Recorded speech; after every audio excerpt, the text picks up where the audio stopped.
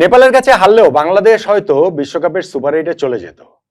অন্য ম্যাচটা যে অবস্থা দেখলাম, শ্রীলঙ্কা তো নেদারল্যান্ডসকে হারিয়ে দিচ্ছে, সেটা যদি নাও হয় ওই 200-র উপরে রান তারা করে তারা নেট রান রেট এমন একটা জায়গায় নিয়ে যেতে পারতো না যেটা বাংলাদেশকে পেছনে ফেলতে পারে। কিন্তু নেপালের কাছে হারলে বাংলাদেশের জন্য সেটা বড় বেইজ্জতি হয়ে যেত। এবং ঈদের দিন, বাংলাদেশের আজকে ঈদের দিন, সবাই একটা খুশির মুহূর্তে রয়েছে, একটা আনন্দের একটা উদযাপনের মুডে তারা রয়েছে। সেইখান থেকে ক্রিকেট দলটা নেপালের কাছে হেরে গেলে একটা বিষণ্ণতা কিন্তু চলেই আসতো। সুপার এইটে ওঠার অর্জনটাকেও তখন অনেক বেশি বিবর্ণ মনে হতো। যাক, শেষ পর্যন্ত গিয়ে সেগুলো কিছু হয়নি, বাংলাদেশের সেগুলো কিছু হতে দেননি, অন্ততপক্ষে বাংলাদেশের বোলার বিল্ডাররা সেগুলো হতে দেননি। রোমাঞ্চকর ম্যাচ, যেটা এখন বাংলাদেশ ক্রিকেটের সমার্থক হয়ে গেছে। আমরা রোমাঞ্চকর ম্যাচ ছাড়া আসলে ম্যাচ খেলতেই পারি না, সেটা জিতলেও যা, হারলেও তা। ম্যাচটাকে যে কোনোভাবে আমরা খুবই এক্সাইটিং বানিয়ে ফেলি, এবং সেরকম আরো একটা এক্সাইটিং ম্যাচে আমরা নেপালের বিপক্ষে জিতে গেলাম 21 রানে। এবং সেই ম্যাচটাতে বেশ কিছু ফেজ এসেছিল, যেই জায়গায় মনে হয়েছে বাংলাদেশ আর পারবে না, বাংলাদেশ হেরে যাবে। তাহলে বাংলাদেশ জিতে গেলটা কোথায়? তাহলে আসলে এই ম্যাচে বাংলাদেশের জয়ের টার্নিং পয়েন্ট কোনটা? তাহলে কি এইখানটাতে এই ক্যাপ্টার কোনো অবদান নাই? আচ্ছা, আছে কি নাই সেটা নিয়ে এই আলোচনাটা করছি। দেখুন, বাংলাদেশ যেটা বললাম যে ম্যাচটা বেশ কিছু জায়গায় হেরে যেতে পারতো। প্রথম হচ্ছে কি, আমরা টস হেরেছি, নেপালের ক্যাপ্টেন টস জিতে তারা আগে বোলিং নিয়েছেন, বোলিং নিয়ে তারা পাওয়ার প্লের মধ্যে বাংলাদেশের 30 রানে 4টা উইকেট তারা তুলে নিয়েছেন। এবং আমাদের টপ অর্ডার যে টাইম এন্ড এগেইন ফেল করছেন, সেই মানে ব্যর্থতার ধারা এখানেও অব্যাহত। একদম ইনিংসের প্রথম বলটাতে পুল করতে গিয়ে তানজিদ তামিম আউট হয়ে গেছেন। নাজমুল হোসেন শান্ত স্পিনারের বলে তিনি ডিফেন্সিভ শট খেলতে গিয়ে ব্যাট প্যাডের ফাঁক দিয়ে তিনি বোল্ড হয়ে গেছেন।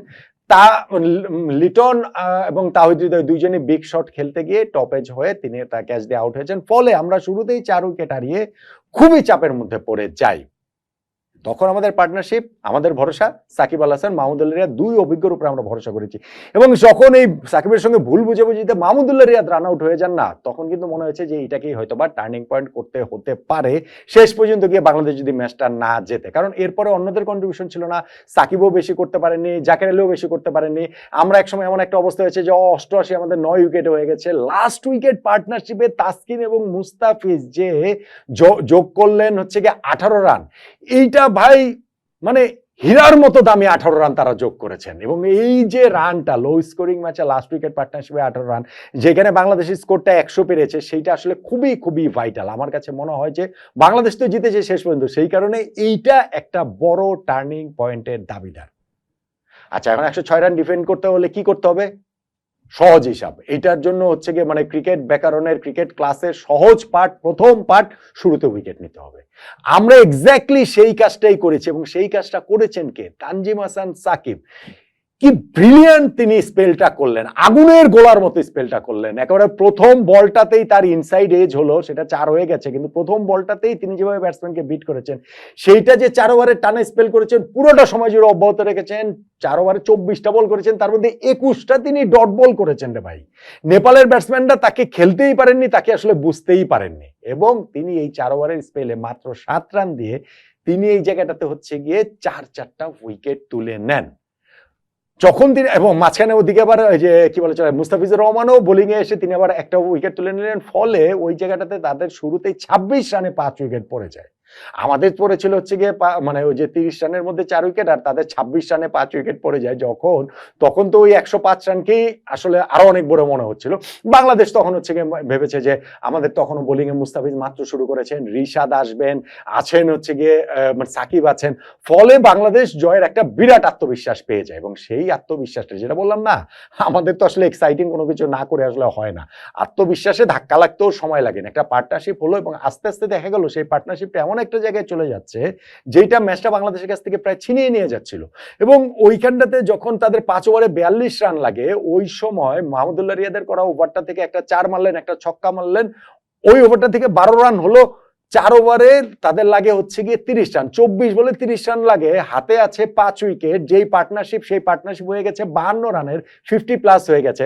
ম্যাচ জয়ের জন্য তখন কিন্তু নেপাল ফেভারিট, নেপাল কিন্তু ম্যাচ জয়ের জন্য তখন ফেভারিট রে ভাই। ওই সময় একটা ক্যাপের একটা ব্যাপার ঘটেছে, যেটা নট আউট নোমান লাইভ যারা দেখেছেন আমাদের ওই কমেন্ট্রি নয় আড্ডা, সেইটা তারা জানেন। গত ম্যাচটা তো একই ঘটনা ঘটেছে, সেটা আর আমি এখানে নাইবা বললাম, সেটা না হয় মানে ঠিক আছে, ওইটা না হয় উজ্জ্বলই থাকলো, কিন্তু ওইটার ওইটা ওইটা ওইটা একপাশে সরিয়ে রেখেই বলি যে মুস্তাফিজ ওই সময় একটা অসাধারণ একটা ওভার করলেন। অসাধারণ, অসাধারণ বললেও কম বলা হয়। এবং সেই ওভারটা থেকে তিনি শুধুমাত্র সেই পার্টনারশিপটা ব্রেক করলেন না, তিনি মাত্র একটা রান দিলেন। এবং যেটা ছিল হচ্ছে গিয়ে 24 বলে 30 রান দরকার, হয়ে গেল 18 বলে 29 রান। উইকেটটাও পড়ে গেছে, ওইখান থেকে আর আমাদের পিছু ফিরে তাকানোর আর কিছু ছিল না। তাসকিন পরের ওভারে একটা ছক্কা খেলেও 7 রানের বেশি দেননি, একটা উইকেটও তিনি পেয়েছেন। শেষ 2 ওভারে 22 রান প্রয়োজন। ওই সময় মুস্তাফিজ যে ওভারটা করলেন না, ম্যাজিক, ম্যাজিক ভাই। মানে ঠিক আছে, মুস্তাফিজের বল তো এরকম উইকেটে, সহায়ক উইকেটে, যেই উইকেটে খেলা হয়েছে ভাই, ডেঞ্জারাস উইকেট ব্যাটসম্যানদের জন্য। আমরা যে 106 করেছি, আমরা যে স্ট্রাগল করেছি, আমাদের ব্যাটসম্যানরা খারাপ, কিন্তু একই সঙ্গে উইকেটটাও খারাপ ছিল। উইকেটটাও ব্যাটিং এর জন্য অ্যাটলিস্ট চাচ্ছেদাই ছিল। স্পিনাররা হচ্ছে গিয়ে টার্ন পেয়েছেন, ভিশাস টার্ন পেয়েছেন। আমাদের রিশাদ হোসেনকেও, যে আমাদের ওই কমেন্ট্রি আড্ডাতে লোকজন বলছিলেন যে ভাই এত রিশাদকে না মনে হচ্ছে যে শেনওয়ানকে দেখছি, ওদের স্পিনারও ওইরকম ভাবেই ডোমিনেট করেছিল।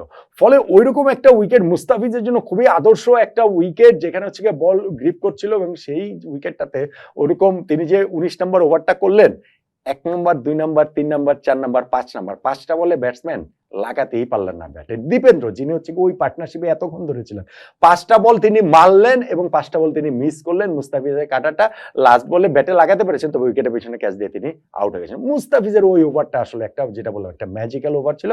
আর লাস্টে গিয়ে আমাদের এই জয়টাকে পুরোপুরি পূর্ণতা দিয়েছেন সাকিব আল হাসান।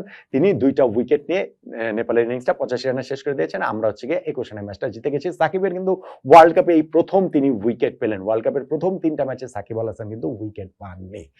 এখন এই যে এতগুলো যে জায়গা, সেখানটাতে আপনি টার্নিং পয়েন্ট কোনটাকে বলতে পারেন? আমি যেটা বলছিলাম যে অনেকগুলো জায়গা কিন্তু রয়েছে। বাংলাদেশের লাস্ট উইকেটে ব্যাটিং এ যেটা যে 18 রান করেছেন তাসকিন এবং মুস্তাফিজ, সেটা একটা টার্নিং পয়েন্ট।